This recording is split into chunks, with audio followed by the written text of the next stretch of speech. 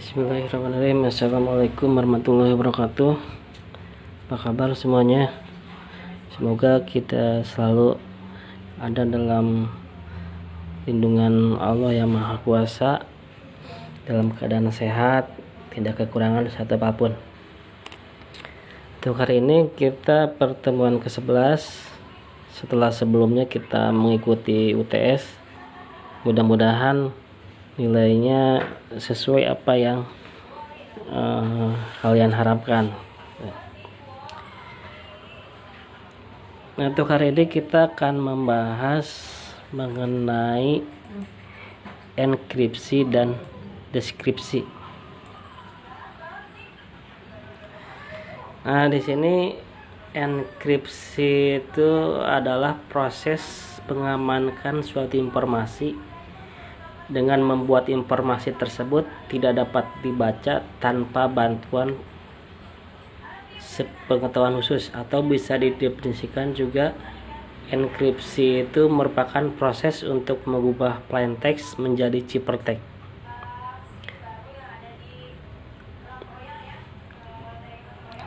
Jadi enkripsi itu telah digunakan untuk mengamankan komunikasi di berbagai negara. Namun hanya organisasi tertentu dan individu tertentu yang memiliki kepentingan yang sangat mendesak akan kerahasiaan yang menggunakan enkripsi. Di pertengahan tahun 1970-an, enkripsi itu dimanfaatkan untuk pengamanan oleh agen pemerintah Amerika Serikat pada domain publik. Nah, dan saat ini enkripsi lebih digunakan pada sistem secara luas, seperti internet, e-commerce, jaringan telepon bergerak, dan ATM pada bank. Nah, enkripsi itu dapat digunakan untuk tujuan keamanan. Tetapi teknik lain masih diperlukan untuk membuat komunikasi yang aman, terutama untuk memastikan integrasi dan autentikasi dari sebuah pesan. Nah, untuk menampilkan enkripsi dan kebalikannya, yaitu dekripsi, digunakan algoritma yang biasa disebut ciphertext, cipher. Dengan menggunakan metode serangkaian langkah yang terdefinisi yang diikuti sebagai prosedur. Nah, alternatif lain ialah encipherment. Jadi informasi yang asli disebut sebagai plain text. Jadi ketika kita membuat tulisan, buat sebuah rahasia, kalau belum dibuat apapun yang masih asli disebut dengan plain text. Jadi plain text itu data atau pesan asli yang dikirim, sedangkan ciphertext adalah data hasil enkripsi. Enkripsi dapat diartikan sebagai kode atau cipher.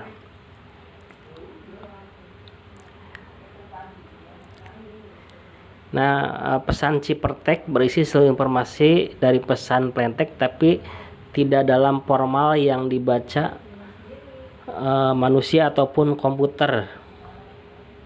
Nah, tanpa menggunakan mekanisme yang tepat untuk melakukan deskripsi, sedangkan deskripsi yaitu kebalikan dari proses enkripsi, yaitu proses konversi dari data sebuah deskripsi kembali menjadi data asli, sehingga dapat dibaca dan dimengerti. Nah, enkripsi itu dimaksud untuk melindungi informasi agar tidak terlihat oleh orang atau pihak yang tidak berhak. Jadi umpama kita misalkan punya handphone, kan banyak data yang rahasia umpama. Nah, kita bisa encrypt, disembunyikan gitu. Ya, bisa menggunakan password, bisa menggunakan autentikasi misalkan lewat Google.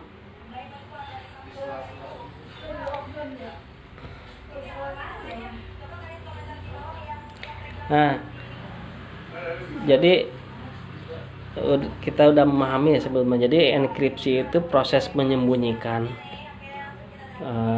berita atau informasi atau data kita. Nah, kalau deskripsi berarti kebalikan dari enkripsi.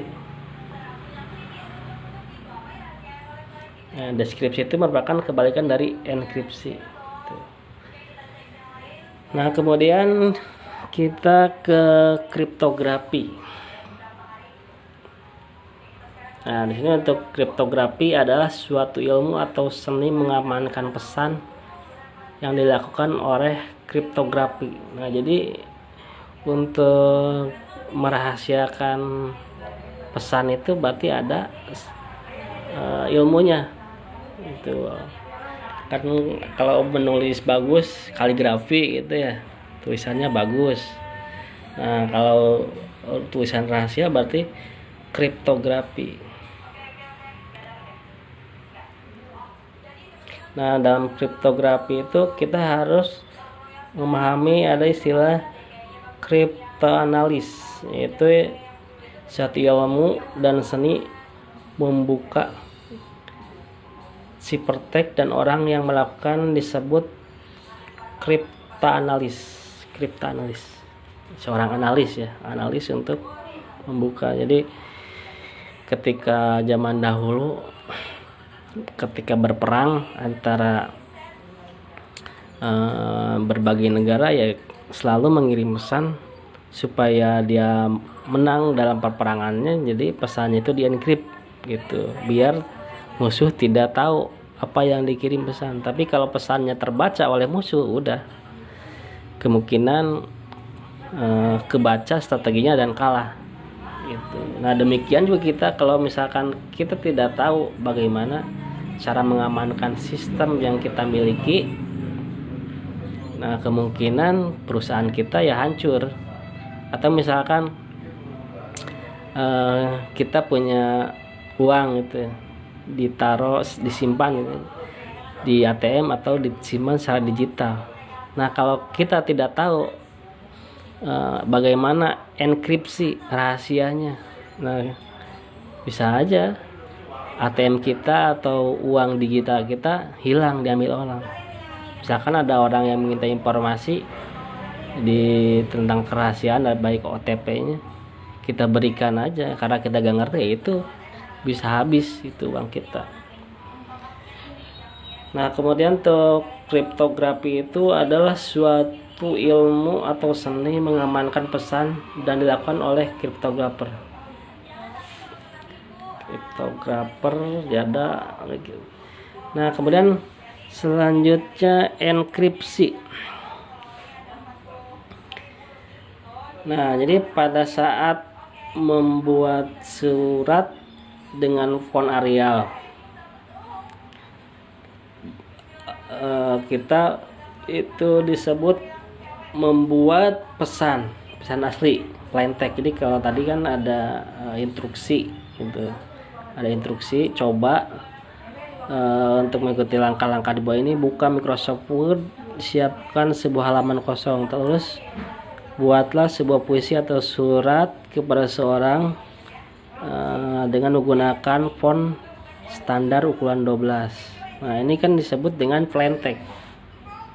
Jadi plain text maksudnya yang akan kita encrypt gitu. Nah, kemudian pada saat mengubah huruf tersebut, huruf Arial ke bookshape atau simbol, berarti Anda sudah melakukan yang disebut dengan substitusi. Nah, dalam metode kriptografi yang lazim disebut proses encrypt. Nah, dengan keyword adalah font book L simbol. Itu. Jadi misalkan gini, jika kamu pertama menulis dengan Arial, nah kamu tulis dirubah jenis hurufnya itu menjadi wingding. Nah, setelah wingding kan simbol-simbol kalau wingding. Nah, nanti yang mau buka ya rubah kembali hurufnya. Gitu, dari wingding menjadi Arial. Itu nah proses yang tadi perubahan yang dari areal ke wingding ya disebut dengan enkripsi. Jadi surat yang kita buat itu tentunya tidak mudah dibaca oleh orang lain kecuali orang yang tahu bagaimana merubah encrypt menjadi decrypt, dirubah menjadi ke aslinya. Jadi kan kita sebagai pengirim, sebagai sender, jadi harus memberitahu si seorang yang akan membuka pesan dari kita. Jadi kuncinya, jadi kalau tanpa dia mengetahui kunci untuk membuka encryptnya itu, ya tentunya pesan itu sama aja, tidak akan bisa dibaca juga gitu. Nah kemudian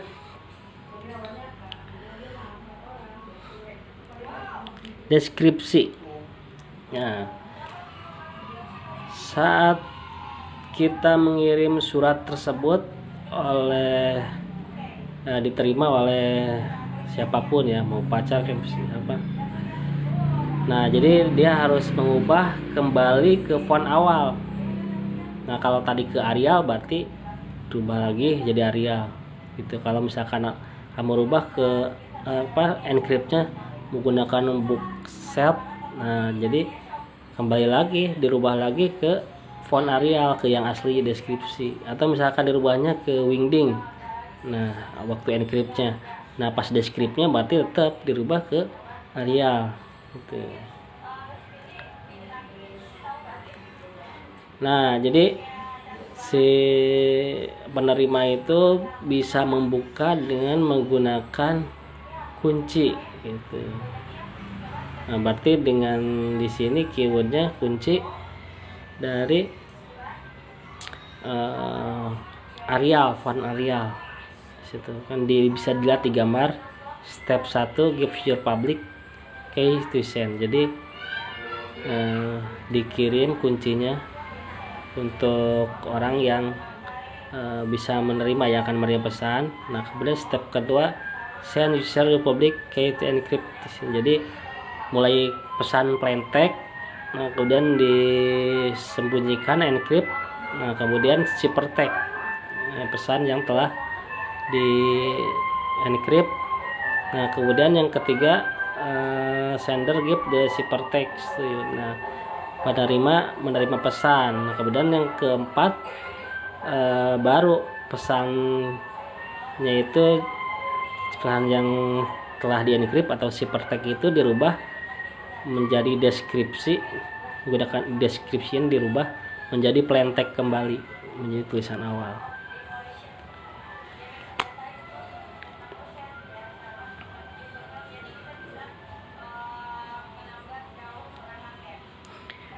Nah dalam kategori di sini kita selanjutnya kategori dari enkripsi. Nah dalam hal ini terdapat 3 kategori enkripsi, yaitu yang pertama kunci enkripsi rahasia. Artinya terdapat sebuah kunci yang digunakan untuk mengenkripsi dan juga sekaligus mendeskripsikan informasi. Nah jadi kita sebagai yang mengirim pesan ya tentunya harus mempunyai kunci itu. Jadi ketika mengirim pesan itu ada encryptnya, ada decryptnya itu. Jadi kita nggak bisa mengirim pesan tanpa kita mengetahui bagaimana cara membukanya. Ya misalkan ketika kita mengirim pesan melalui elektronik ataupun secara manual itu ya, secara model zaman dahulu, ya tetap kita harus tahu bagaimana membuka pesan tersebut gitu. Sebelumnya kan kita pernah pertemuan sebelumnya membahas mengenai kriptografi ya, seni menyembunyikan pesan gitu. Nah di sini kedua ada kunci enkripsi publik. Artinya ada kunci digunakan satu untuk proses enkripsi dan yang lain untuk proses dekripsi. Nah, jadi ketika kita membuat pesan ya tadi sudah dikatakan ya, berarti harus ketika bisa membuat enkripsi. Nah, berarti kita juga harus tahu bagaimana proses membuka enkripsinya, proses dekripsinya. Nah, kemudian yang kategori ketiga ada fungsi one to way atau fungsi satu arah dalam suatu fungsi di mana informasi deskripsi untuk menciptakan signatur dari informasi asli yang bisa digunakan untuk keperluan autentikasi. Jadi one way itu ibaratnya ketika kita mengirim pesan, jadi ada tanda siapa yang membuat pesan gitu, ada signaturnya. Nah, jadi bisa diperlukan untuk autentikasi. Misalkan kita nih sekarang, terkadang kalau kamu membuka email Gmail di ibaratnya di komputer yang baru atau di handphone yang baru, nah biasanya ada autentikasi. Jadi ada pemberitahuan ke handphone yang atau ke handphone sebelumnya kalau ada yang berusaha masuk ke email kita. Nah, di situ kan ada notif pemberitahuan. Nah, kita bisa seperti itu untuk autentikasi. Jadi ada signatur itu tanda benar. Kalau kita iyakan berarti benar. Signatur benar berarti bisa masuk. Nah, di sini ada kelebihan dari enkripsi. Pertama, kerahasiaan suatu informasi terjamin. Nah, jadi dengan adanya enkripsi, jadi tidak ada orang yang sembarangan bisa membuka pesan dari kita. Nah, contohnya yang sering kita gunakan sekarang itu seperti halnya WhatsApp. Nah, WhatsApp kan diamankan dengan encrypt gitu, encrypt. Jadi yang kita kirim ke penerima itu di perjalanan di encrypt gitu. Nah, ketika sampai baru descript gitu. Jadi sesuai plain text, sesuai pesan yang dikirim. Nah, kemudian yang kedua menyediakan autentikasi dan perlindungan integritas pada algoritma checksum. Nah, jadi dengan adanya enkripsi, nah ini ketika dicek kebenarannya atau checksum, nah ini ada perlindungan autentikasinya, jadi dari algoritmanya gitu. Nah, kemudian menanggulangi penyadapan telepon dan email. Nah, jadi dengan adanya encrypt, jadi kita akan aman dari misalkan cracker gitu. Jadi kan ada cracker misalkan berusaha mau mencuri itu pesan dari kita, menangkap, atau dari sniper lah semacam seperti itu. Nah, dengan encrypt, nah pesan yang kita sampaikan itu berarti akan aman. Yang kemudian yang keempat, kelebihannya untuk digital signature. Jadi dengan encrypt itu kita bisa misalkan ketika kita membuat postingan gitu, jadi supaya orang tidak bisa mengcopy secara plagiarisme gitu ya. Nah, jadi diberikanlah signatur, tanda. Mungkin saya pernah lihat ya pengalaman di salah satu perguruan tinggi. Jadi ketika menguji keaslian skripsi, ya mungkin anaknya itu gak tahu terpepet atau gimana gitu ya. Jadi dia menggunakan program itu dari buku, maksudnya gini. Jadi dia beli buku mengenai program. Nah, ternyata programnya itu dia buat untuk pembuatan skripsi. Nah, ketika di running, nah di situ muncul signaturnya. Nah, misalkan yang membuatnya perusahaan apa, Powered by gitu ya. ada di situ, atau ibaratnya di situ ada tulisan itu program ini dibuat oleh perusahaan apa gitu. Nah, tanpa dia sadari pas di running ternyata muncul gitu. Ternyata skripsinya itu dia mengambil programnya punya atau ngambil dari buku pemrograman, bahasa pemrograman. Jadi dia tidak membuat langsung itu aja menggunakan aplikasi itu tanpa dia memahami kalau di situ ada digital signature, di situ ada copyrightnya, siapa yang membuatnya gitu. Pas di running terbaca gitu. Nah, seperti itu signature tuh. Jadi supaya menghindari plagiarisme.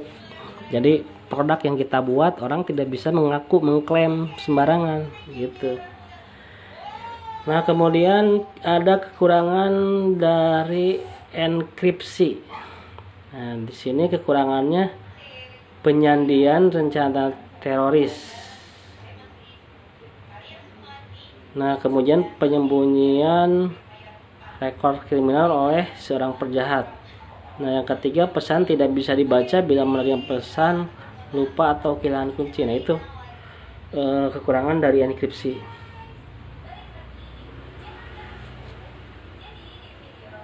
Jadi dengan adanya enkripsi, yang pertama misalkan penyandian rencana teroris. Jadi ketika teroris membuat sebuah enkrip, ya otomatis negara itu tidak bisa membaca gitu.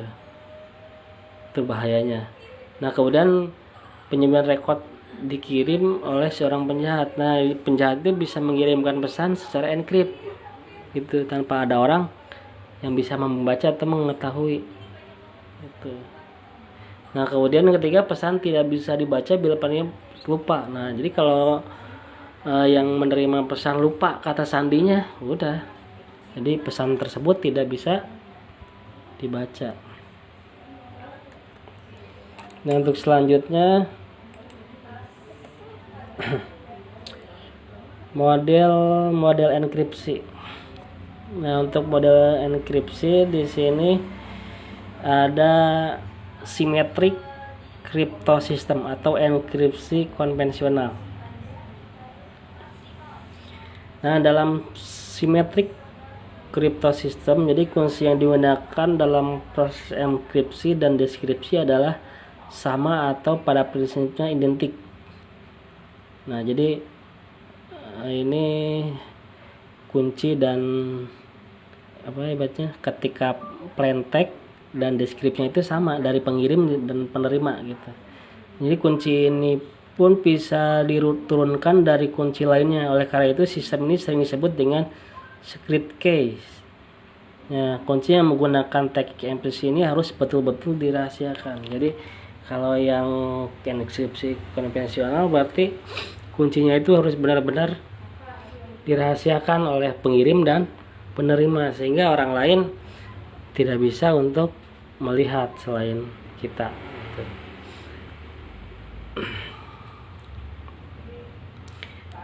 Nah, kemudian dalam asymmetric cryptosystem atau enkripsi publik. Nah, dalam asymmetric cryptosystem ini kunci yang digunakan terdapat dua buah. Satu kunci yang dapat dipublikasikan oleh kunci publik (public key). Satu kunci yang harus dirahasiakan disebut kunci private. Jadi sederhana proses tersebut diterangkan sebagai A mengirim pesan kepada B. Nah kemudian A menyandikan pesan dengan menggunakan kunci publik B. Nah, bila B ingin membaca pesan dari A, nah ia harus menggunakan kunci privat untuk mendeskripsi pesan yang tersandikan itu. Jadi ketika si Agus mengirim pesan ke Budi, nah jadi si Agus itu akan menjadikan kunci menggunakan kunci publik si B. Nah, jadi kalau si B ingin mendeskripsi, dia menggunakan kunci private dari yang tersandikan dari si A. Nah, di sini ada contoh dari aplikasi untuk enkripsi. Yang pertama ada Easy Crypto Deluxe. Nah, untuk Easy Crypto Deluxe di sini ialah sistem dengan satu kunci single key sehingga tidak dapat digunakan untuk mengekripsi file yang akan dikirim ke orang lain. Nah, perangkat ini lebih cocok digunakan untuk pengaman file pribadi di PC. Jadi ketika kita memiliki file yang rahasia, ya kita gunakanlah aplikasi Easy Crypto Deluxe itu. Nanti filenya itu bisa kita encrypt, bisa langsung kunci gitu. Sebenarnya sih kalau seperti Excel ada juga sih untuk password gitu, membuat password mengencrypt gitu, bisa dipelajari dari itunya langsung. Tapi di sini untuk mempermudah ada aplikasi ya, kalau kamu penasaran coba di install aplikasinya. Nah, coba digunakan untuk mengencrypt. Nah, kemudian ada lagi aplikasi untuk enkripsi yaitu Musup Encryptor. Jadi merupakan perangkat enkripsi standalone. Nah, jadi kalau standalone itu berarti dia tidak terhubung dengan jaringan. Itu. Jadi untuk membantu menemukan kata sandi yang baik, enkriptor mempunyai pembuatan kunci yang dapat membuat kata sandi secara acak. Nah, jadi dia akan membuatkan kata sandi secara acak. Kadang-kadang kan kata sandi kita kalau banyak perangkat gitu ya, handphone segala macem gitu ya, ATM, kadang-kadang kita karena sulit gitu ya kalau terlalu banyak encrypt, kadang-kadang kita menggunakan nama anak, nama istri, nama saudara, nama tanggal lahir, ya pokoknya yang nama tempat kita bekerja, nama tempat kita kuliah. Kadang-kadang kita menggunakan sandi seperti itu. Nah, sandi-sandi seperti itu sebenarnya akan mudah dibaca oleh seorang cracker gitu. Itu sebenarnya riskan. Nah, makanya kalau bisa gunakanlah untuk menggunakan yang bisa mengacak sandi gitu, menggunakan enkriptor. Atau kalau misalkan kamu punya sandi, ya dicatat sandinya dengan rahasia, disembunyikan. Maksudnya kamu nih untuk sandi apa, misalkan untuk handphone, untuk misalkan uang digital ada sandinya. Nah, misalkan menggunakan angka, nah angka tersebut jangan menggunakan yang mudah ditebak, itu ibaratnya kita cuma sembunyikan. Nah, kemudian ada beberapa jenis serangan terhadap kriptografi. Jadi sebenarnya kriptografi kan udah dijelaskan di pertemuan sebelumnya, tapi kita mengingatkan kembali. Nah, di sini ada beberapa pesan yang akan diserang, yang pesan sudah deskrip berdasarkan ketersediaan data yang ada dan tingkat kesulitan bagi penyerang, mulai dari yang paling sulit. Nah, pertama ada ciphertext only attack. Nah, ini penyerangan hanya ciphertext dari sejumlah pesan yang seluruhnya telah dienkrip menggunakan algoritma yang sama. Sehingga metode yang digunakan untuk menyahkan adalah exhaustive cache, yaitu mencoba semua kemungkinan yang ada untuk menemukan kunci. Nah, dia kalau untuk ciphertext only attack, dia akan mencoba-coba itu kunci yang kemungkinan sandi yang kita buat. Nah, di diri kita ada apa aja, misalkan tanggal lahir, nama perusahaan, nama anak, nama istri, nama ya apapun yang sekiranya kita gunakan akan dicoba gitu. Nah, caranya gitu. Jadi ciphertext only attack. Jadi itu caranya.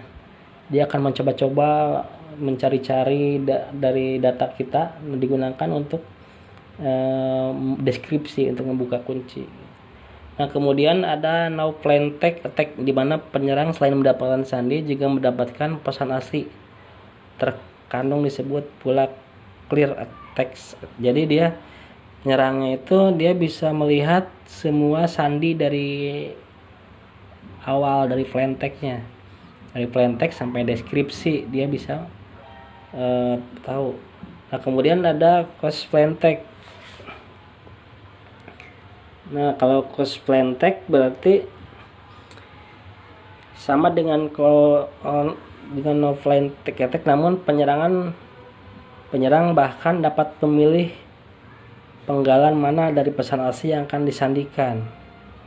Nah, serangan ini lebih hebat daripada no plain text karena cryptanalyst dapat memilih plain text tertentu untuk dienkripsikan, yaitu plain text yang lebih mengarah penemuan kunci. Jadi dia bisa menemukan yang sangat penting gitu, yang akan dienkripsi, yang rahasia yang sangat penting gitu.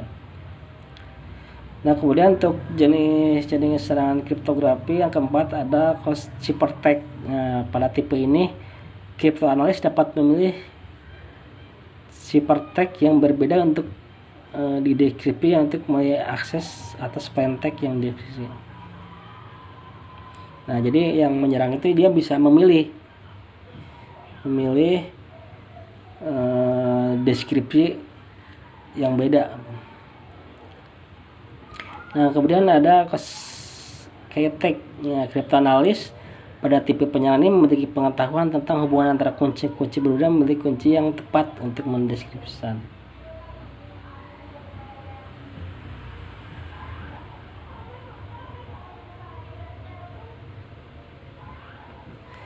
Nah, jadi berdasarkan bagaimana cara posisi serangan mendapat pesan dalam saluran komunikasi, penyerangan dapat dikategorikan menjadi di sini ada 7. Nah, pertama penyerangan spoofing.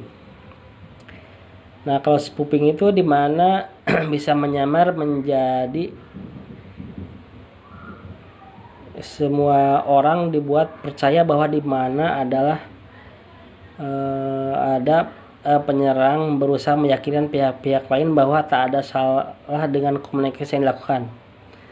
Ya, padahal komunikasi dilakukan dengan sang penipu. Di penyerang, contoh jika orang memasukkan PIN ke dalam mesin ATM palsu yang benar-benar dibuat seperti simulasi, tentu sang penipu bisa mendapat PIN dan mengcopy pita magnetik kartu ATM milik sang nasabah.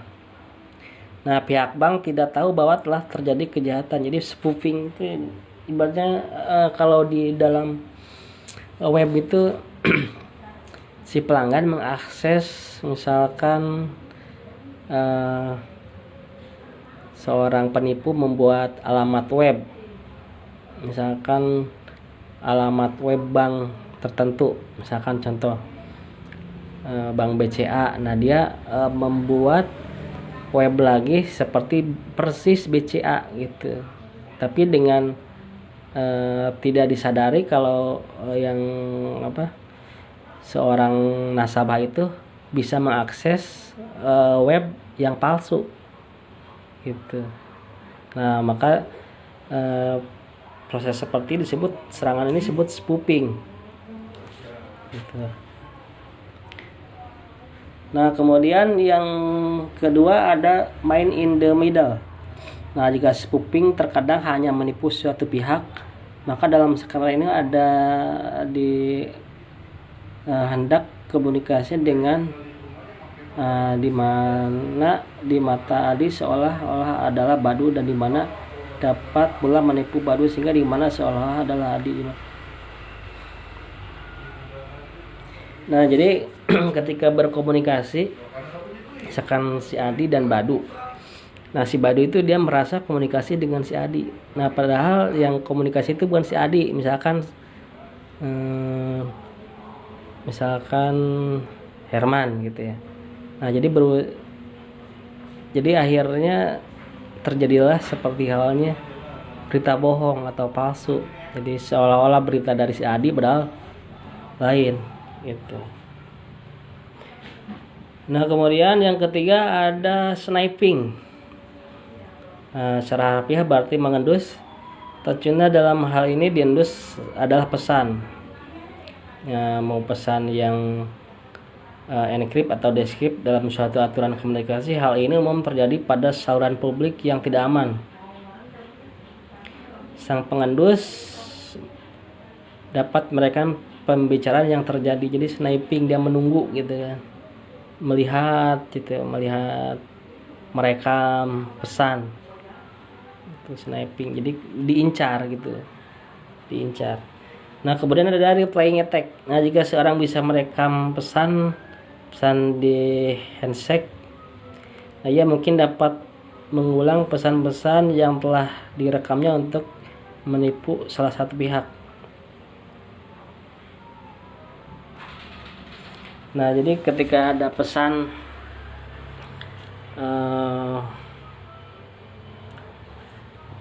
dia merekam pesan misalkan dari perusahaan tertentu, nah dia kirim ulang. Nah, kemudian itu digunakan untuk menipu, itu reply attack.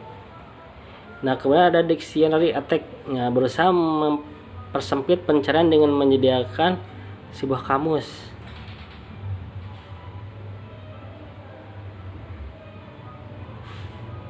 Nah, jadi kalau dictionary kamus, jadi seorang pencuri itu dia memiliki kamus-kamus atau sandi-sandi yang biasa banyak orang menggunakan. Jadi dia coba tuh semua sandi gitu. Jadi dia menggunakan dictionary attack. Jadi dia menggunakan kamus.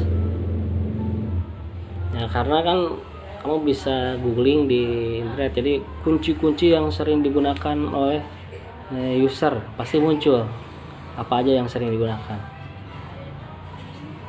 Nah, kemudian yang selanjutnya ada DOS attack. Umumnya serangan ini mencoba untuk menghabiskan resource itu menghabiskan sumber komputer dengan cara memberikan paket-paket secara terus menerus sehingga mengganggu traffic jaringan. Nah, sampai akhirnya komputer korban lumpuh. Nah, serangan dapat diarahkan pada peralatan jaringan seperti router, web server, mail. Nah, jadi DOS attack itu akan menyerang misal ke perusahaan ya. Contohnya dulu Yahoo ya. Yahoo itu diserang pada tahun 2000 selama 3 jam.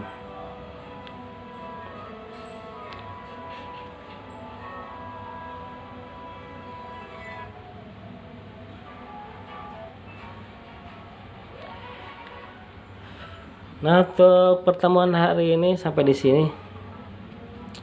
Semoga ada manfaatnya. Mohon maaf apabila ada kekurangan dalam penjelasannya. Ya, kalau merasa kurang ya silahkan mencari lagi, browsing ibaratnya. Bila sampai di sini pertemuan hari ini. Selamat sore. Assalamualaikum warahmatullahi wabarakatuh.